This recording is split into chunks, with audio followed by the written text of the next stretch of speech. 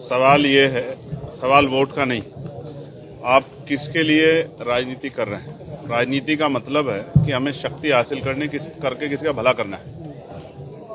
तो ये तय करना है कि जिनके साथ हम आज नहीं खड़े, जब हम कमजोर हैं, तो कल ताकत में क्या उनका भला कर सकते हैं क्या। तो हम जिनके लिए राजनीति कर रहे हैं, कोई धन कमाने के लिए कर रहा है, कोई कुर्सी बैठने के लिए, कोई हितों की रक्षा के लिए कर रहा है। हनुमान बेनीवाल जी ने पिछली बार सत्ता को लात मारी किसान आंदोलन पे, कौन सत्ता छोड़ना चाहता है। तो हम राजनीति कमजोर वर्गों के अधिकारों के लिए कर रहे हैं। हम नहीं लड़ेंगे तो कौन लड़ेगा। अगर हम वोट की परवाह करेंगे तो फिर लड़ेगा कौन। तो हम अपनी लड़ाई लड़ रहे हैं और ये हमारा दायित्व है। हमारे लोग उम्मीद और अपेक्षा करते हैं कि हमारे नेता हमारे साथ खड़े होंगे। आज हमारे बच्चे यूनिवर्सिटी में मर रहे हैं तो हमारी जिम्मेदारी नहीं बनती है क्या कि हम उनके लिए कहें कि आप आके लड़ो पढ़ाई छोड़ के।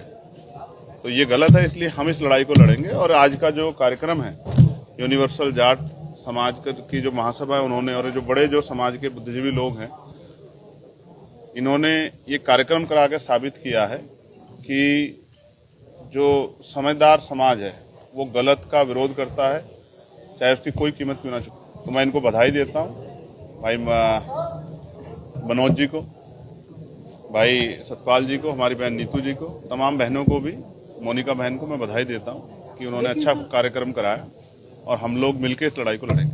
कोर्ट में मामला चला गया है, लेकिन लोग कह रहे हैं कि ठंडे बस्ते में डाल दिया है, आपके पक्ष में आई नहीं रही चीजें क्यों करके। फिर मैं आपसे कह रहा हूँ, स्टे हुआ है, अब न्यायपालिका का सम्मान सबको करना पड़ेगा, लेकिन उम्मीद है कि न्यायपालिका कमजोर वर्गों के हितों का भी सम्मान रखेगी।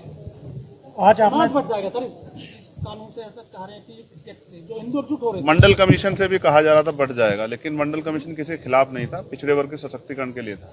उसकी सिफारिशें भी लागू, अभी तो लड़ाई शुरू हुई। अभी तो ओबीसी का जो है जातिगत जनगणना होगी, अभी जो है देश में जातिगत जनगणना होगी, उसके बाद जो है सामाजिक न्याय की रिपोर्टें लागू होंगी। जहां होल्ड हुआ है पिछड़े वर्ग का आरक्षण को मिलेगा। हम तो अति पिछड़ों के लिए 15% अतिरिक्त आरक्षण की मांग भी कर रहे हैं, 27% अलग।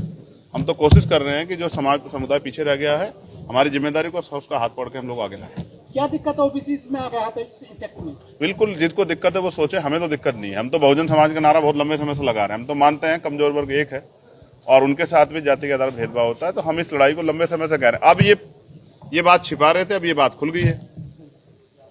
SC ST OBC में भाईचारा बने, इस बात की मांग को हम लंबे समय से उठा रहे कि एक ही परिवार है।